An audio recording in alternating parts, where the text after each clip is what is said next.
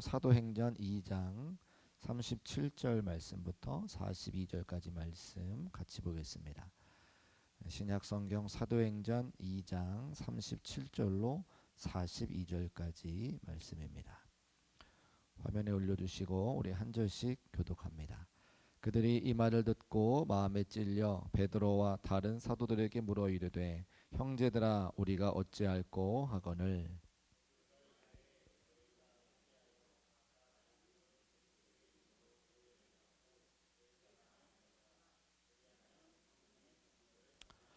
이 약속은 너희와 너희 자녀와 모든 먼데 사람 곧 주 우리 하나님이 얼마든지 부르시는 자들에게 하신 것이라 하고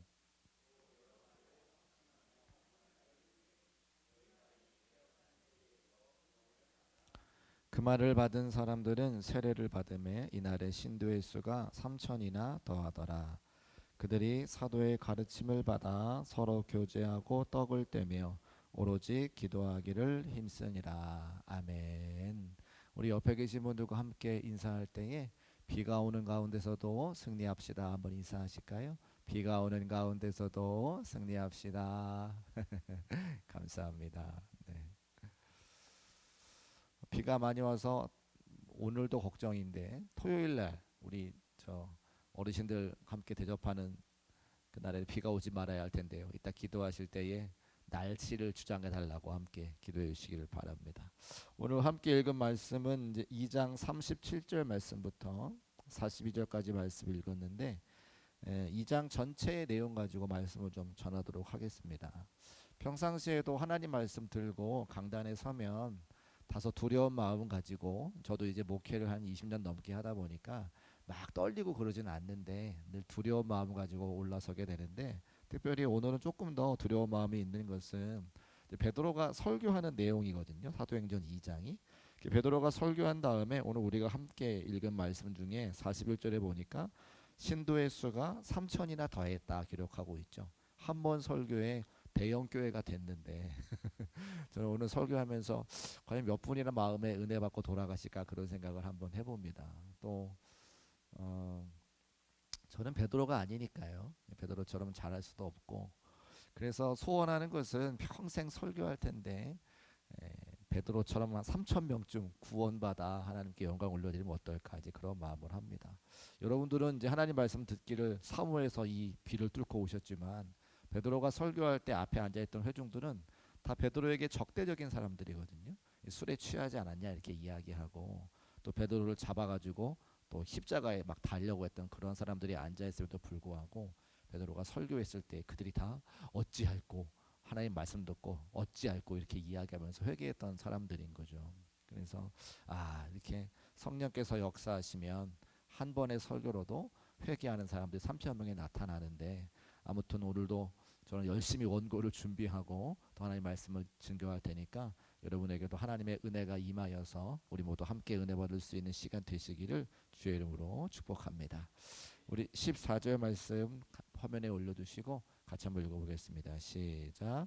베드로가 열한 사도와 함께 서서 소리를 높여 이르되 예루살렘에 사는 모든 사람들아 이 일을 너희로 알게 할 것이니 내 말에 귀를 기울이라. 아멘. 내 말에 귀를 기울이라 이야기하면서 설교하는 거거든요. 아까 말씀드린 것처럼 베드로를 적대하는 사람들, 술에 취한 것이 아니냐 핀잔하는 그런 사람들을 앞에 두고 설교하는 겁니다. 사람들이 뭐라고 이야기하냐면 그들이 술에 취했다 이렇게 이야기하거든요. 그런데 제가 이 본문을 가만히 읽으면서 이제 조금 생각해 본 게 있었어요. 외부인들의 시선이 이렇구나라고 하는 겁니다. 성령 받았는데 성령 받았으니까 우리가 늘 교회에서 하는 것처럼 울면서 하나님 앞에 감동이 되어 막 예배드리기도 하고요.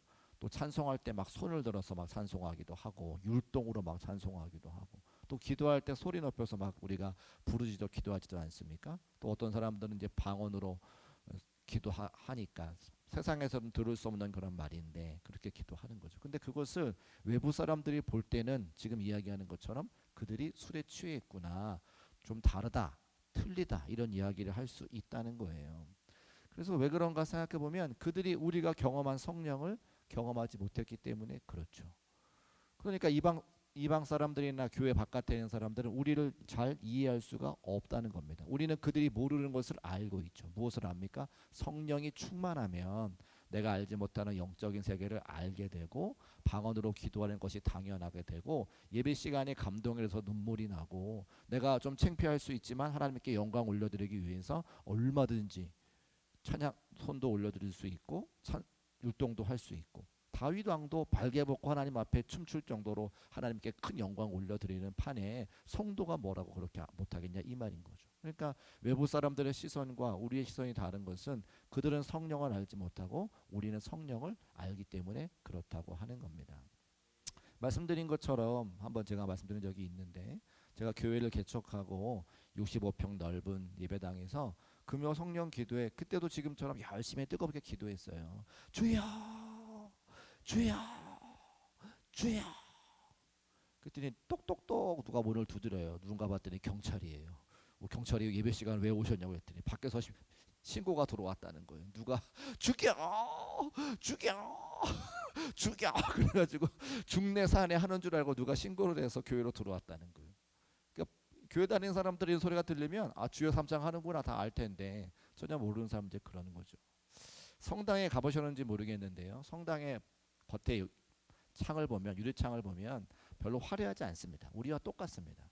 그런데 성당 안을 들어가 보면 그 유리창에 있는 스테인드 글라스가 성당 안을 아주 형형색색 이렇게 아름답게 비추는 것을 보게 되죠. 그러니까 성당 안에 들어가 보지 않으면 그 스테인드 글라스로 비추는 아름다운 빛을 볼 수가 없는데 성당 밖에서는 그냥 까만 창만 보인다는 거예요. 우리도 이렇게 교회의 문에 스테인드 글라스를 해놨는데 그러니까 성당 안에 들어오면 그 휘황찬란한 빛을 볼 수 있지만 밖에서는 아무것도 볼 수 없다. 마찬가지로 성령을 체험한 사람들과 성령을 알지 못하는 사람들의 시선이 당연히 차이가 날 수밖에 없다는 것을 말씀을 통해 확인할 수가 있습니다. 그리고 그때가 언제인가 봤더니 15절 말씀에 이렇게 기록하고 있는데 그때가 제3신이 너희 생각과 같이 이 사람들이 취한 것이 아니다 라고 기록하고 있죠.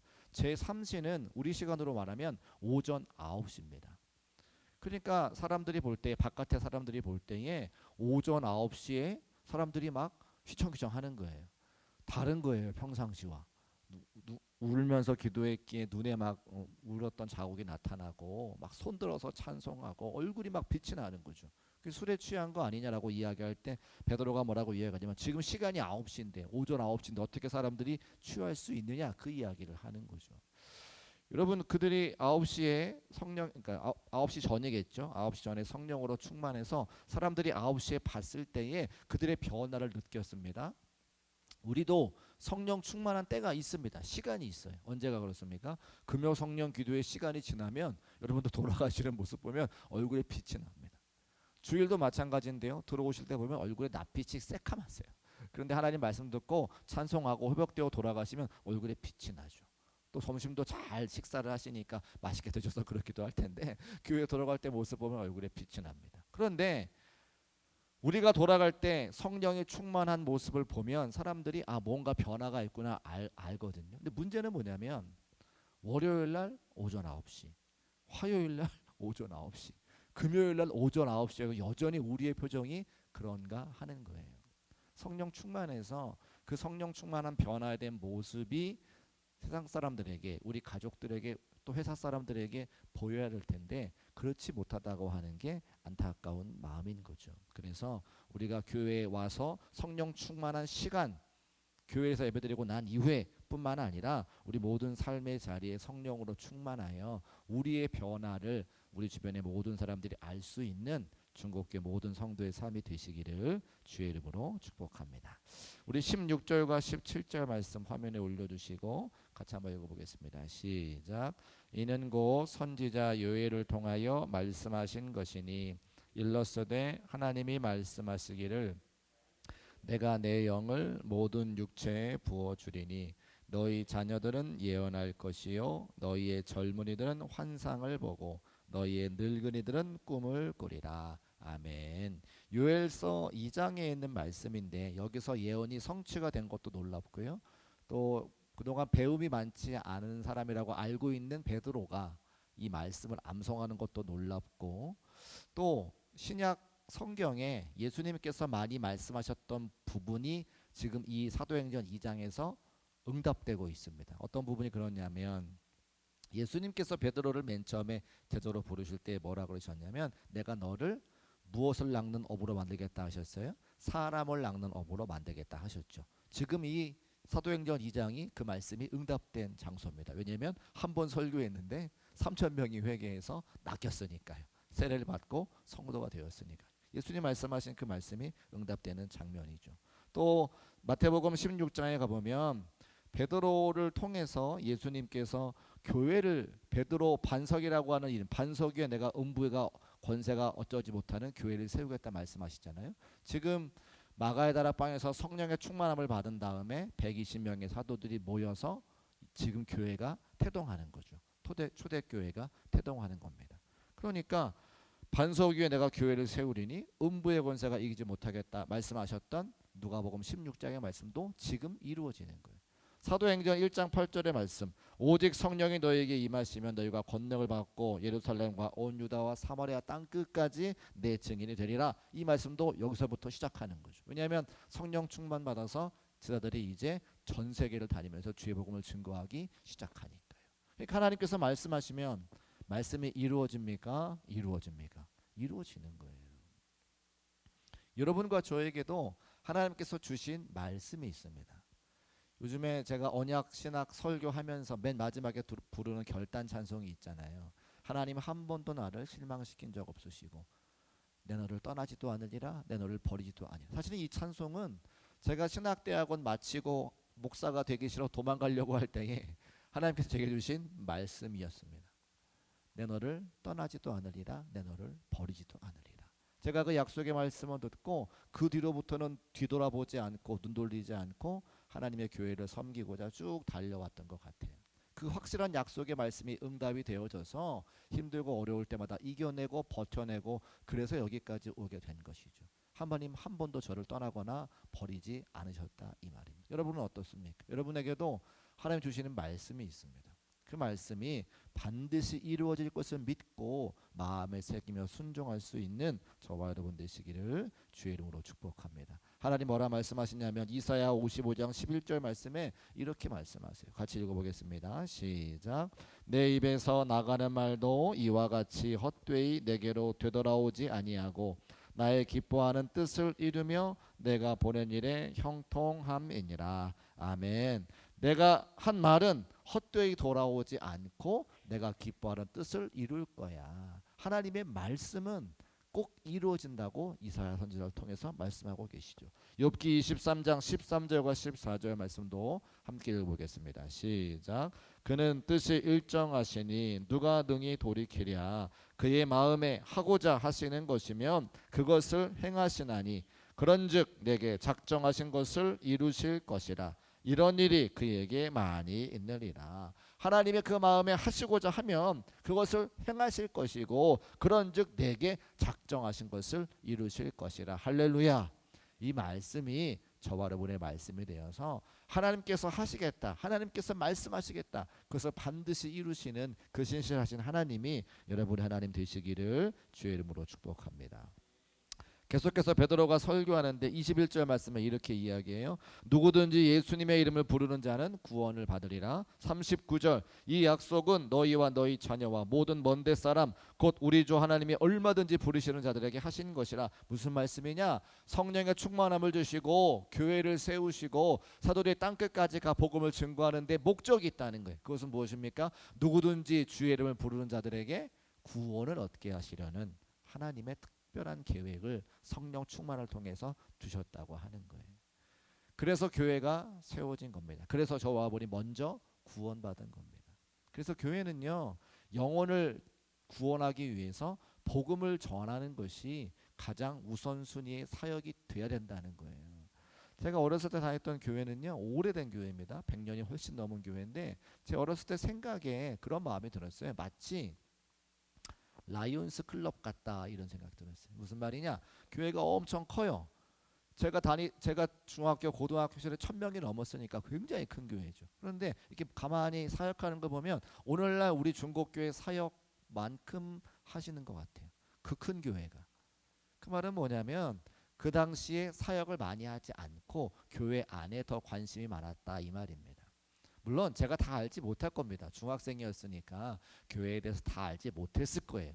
그럼에도 불구하고 제가 받은 느낌은 교회 안에 더 관심이 있지 교회 밖에 구원받지 못한 자에게 더 관심이 없지 않았을까라는 생각을 제가 하게 됩니다. 그래서 저는 그래서 그렇게 성장하면서 모름지기 교회를 또 말씀을 제가 읽으면서 하나님의 교회는 성도들, 교회 안에 있는 성도들을 잘 훈련시켜서 하나님의 말씀으로 무장시켜서 복음을 증거하는 대로 모이기 위해서 있는 모임이구나 제가 이제 알게 되는 거죠. 그래서 우리가 함께 모여 교제도 하고 친교도 하고 또 예배도 드리지만 그 모든 우리의 예배와 교제의 목적은 영혼을 구원하기 위함인 것을 제가 늘 강조하고 있어요. 그래서 제가 늘 모일 때마다 늘 기도하는 거, 선교하는 교회, 전도하는 교회, 우리의 다음 세대에게 복음을 증거하는 것. 아무쪼록 이 사역 잘 감당함으로 하나님께 영광 올려드리고 우리가 함께 맡겨진 사명 잘 감당해서 하나님께 영광 올려드리는 우리 모두가 되시기를 주의 이름으로 부탁을 드립니다. 그렇게 베드로가 성령 충만해서 하나님 많은 사람들 앞에 설교를 하는데 그의 설교가 굉장히 힘있게 전해지고 있죠. 그런데 베드로는 그런 사람이 아니었습니다. 마가의 다락방에서 성령 충만을 경험하기 이전에 베드로는 소녀를 보고 도망갔던 사람이에요. 소녀가 너 예수 그리스도의 제자지? 라고 이렇게 물어봤을 때에 그 말을 감당하지 못해서 다 굴기 전에 3번 주님을 부인하고 도망했던 사람이 베드로입니다.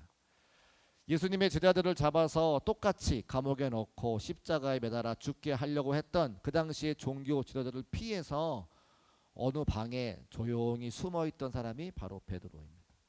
예수님의 돌아가시는 것을 보고 낙심하여 자기의 사명을 잃어버린 채 고향 땅으로 돌아가 그가 원래 하던 일, 배에서 그물을 내려 고기 잡는 일로 다시 그의 사명을 내팽개치고 고향으로 돌아갔던 사람이 베드로입니다.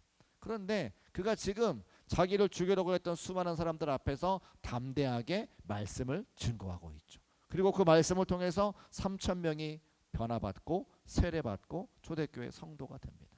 그러면 그 차이가 뭐가 있냐 이 말이에요. 연약하던 베드로와 담대한 베드로 그 사이에는 마가의 다락방에서 성령의 충만함을 받았는데 어떻게 성령의 충만함을 받을 수 있었는가? 사실은 예수님께서 먼저 베드로를 용서해 주셨죠. 그리고 그가 예수님 앞에 자기의 잘못을 고백하는 시간이 있었습니다. 베드로가 고향 땅으로 물고기 잡으러 돌아갔을 때에 예수님께서 부활하신 다음에 베드로를 찾아가시죠. 그리고 조반을 준비해 놓으시고 그 새벽녘에 베드로를 기다리십니다. 밤새 그물을 내려 고기를 잡으려고 했던 그 베드로가 허기지기도 하고 몸이 춥기도 할 때에 모닥불을 피워놓고 조반을 만들어 베드로에게 물으시죠. 네가 나를 사랑하느냐? 네가 나를 사랑하느냐? 네가 나를 사랑하느냐? 베드로가 3번 예수님 부인했으니까 예수님도 3번 물어보신 거예요. 네 주님, 내가 주님을 사랑하는지 주님이 더 잘 알고 계십니다. 그러면 내 양을 먹여라. 예수님께서 용서하시고 베드로의 그 고백은 예수님 앞에 용서를 구하고 회개하는 삶을 사는 거죠. 회개하는 겁니다. 그렇게 베드로가 용서함 받고 회개했을 때에 예수님께서 하나님께서 예루살렘을 떠나지 말고 하나님께 내려주시는 그 성령을 기다리는 말씀에 순종하여 성령의 충만을 받아 오늘날 설교하게 되는 거죠. 우리도 성령 충만을 사모합니다. 다 성령의 충만해서 방언으로 기도하기를 원하고 기도하면 응답이 나타나기를 원하고 교회 안의 모든 사역들마다 모든 초대교회 성도들처럼 다 역사가 나타나기를 소원하죠. 그러면 성령 충만해야 되는데 성령 충만 앞에 전 단계가 있다는 거예요. 하나님 앞에 회개하고 용서함 받으면 예루살렘을 떠나지 말고 하나님께서 약속하신 성령을 기다리라 할 때에 우리가 구하면 성령을 주시겠죠. 중국교회 모든 성도님들은 그래서 이 예수님의 회복의 은혜, 회개의 은혜를 또 용서의 은혜를 기억하시고 성령 충만하기 전 하나님 앞에 회개하고 용서를 받을 수 있는 우리 모두가 되시기를 주의 이름으로 축복합니다. 자, 37절 네, 거의 다 됐는데요. 시간이 37절 보고 조금 더 본 다음에 마칠 텐데 37절이 참 중요합니다. 우리 같이 한번 읽어보겠습니다. 시작. 그들이 이 말을 듣고 마음에 찔려 베드로와 다른 사도들에게 물어 이르되 형제들아 우리가 어찌할꼬 하거늘. 아멘. 같이 한번 따라 하실까? 형제들아 우리가 어찌할꼬. 자, 설교를 하면, 설교를 들으면 우리들에게 저런 고백이 나와야 돼. 형제들아 우리가 어찌할꼬. 마음의 찔림을 받는 거죠. 오늘 말씀에도 보면 그들이 이 말을 듣고 마음에 찔려라고 기록했는데, 저 찔려의 헬라어 원래 표현은 뭐냐면 표적이 표적을 뚫다 이런 뜻이에요. 화살이 그 표적을 뚫다 이런 뜻이거든요. 설교를 들으면 마음이 찔려야 된다는. 그런데 지금까지 우리 한국교회 성도님들이 오해하시는 것은 목사님이 나한테 훈계하려고 말씀을 준비했어 이렇게 생각하신다는 거예요. 아니요. 어떤 목사님도 한 사람, 자기를 괴롭히는 그 한 사람을 놓고 말씀을 준비하는 경우는 없어요. 하나님이 그런 사람을 목사로 세우지 않으세요. 그런데 꼭 저 말씀은 목사님이 나를 다 아는 것처럼 생각해서 나를 향한 말씀인가 봐 라고 하는 이유는 무엇입니까? 목사님이 그렇게 한 게 아니라 성령께서 목사님을 통하여 그 말씀을 주시는 거죠. 제가 놀라운 이야기 하나 해볼까요? 제가 요즘에 언약 신학 설교하잖아요. 그래서 구속 언약, 행위 언약 말씀을 막 드리는데 신학적인 이야기가 조금 어렵습니다. 그래서 늘 굉장히 좀 두렵고 조심스러운 마음으로 말씀을 전하는데요. 두 분이 지난주 말씀 전하고 두 분이 저에게 오셔서 목사님 지난주의 말씀은 꼭 저를 향한 말씀이었고 그리고 그 말씀대로 순종했더니 삶의 자리가 이렇게 변화가 되었어요라고 저한테 말씀하셨어요. 그런데 그 두 분 다 제가 전혀 어떤 삶인지 예상도 하지 못하는 일이었어요. 그리고 제가 구속 언약과 행위 언약에 대해서 말씀드렸을 때에 제가 의도한 바와 다르게 응답이 되셔가지고 말씀하신 거예요. 한 분은 가정에 대한 말씀을 하셨고 한 분은 직장에 대한 말씀하셨는데 어쨌든 둘 다 해피엔딩으로 응답은 받으셨어요. 그게 너무 감사했거든요. 근데 제가 그렇게 의도한 바가 아니에요. 그래서 오셔서 말씀 주셨지만 제가 의도한 바가 아니라서 공감은 그렇게 되지 않는데 제가 기도해 드렸습니다만. 그러니까 그런 일이 너무 많다는 거예요. 목회자들이 하나님께서 이 시간에 우리 교회 공동체를 향한 말씀을 주실 때 그 말씀을 전하기는 원하지만 한 사람, 두 사람, 어떤 무리를 놓고 말씀을 준비하는 경우는 없습니다. 다만 그 말씀이 내게 찔려 형제들아 우리가 어찌할꼬 이런 음성이 나온다면, 고백이 나온다면 하나님께서 나를 향한 말씀으로 주신 거죠. 그럼 그것 받아들이고 내가 회개할 것 회개하고 돌이킬 것 돌이키면서 아멘하고 감사하면 되는 거예요. 그래서 궁극적으로 우리가 신앙생활 할 때 우리 마음이 평안해져야 되겠지만 평안해지기 위해서는 내가 먼저 마음이 찔려서 하나님 말씀으로 돌아와야 돌이켜야 마음이 평안한 거지. 나는 나대로 하나님 말씀을 불순종하고 내 인생은 내 마음대로 살아가는데 절대 우리 마음이 평안해질 수가 없습니다. 내 마음이 찔리고 하나님으로 돌아와서 말씀에 순종할 때에 마음의 평안이 있기 때문에 하나님께서 내 마음을 찌르는 것 같은 말씀이 들려지면 그 말씀에 순종해서 주님 앞에 돌이키고 하나님 주시는 은혜와 평안을 누릴 수 있는 저와 여러분 되시기를 주의 이름으로 축복합니다. 마지막에 오늘 읽은 말씀 보면 이렇게 기록하고 있습니다. 41절과 42절 말씀 제가 한번 읽어볼게요. 41절과 42절.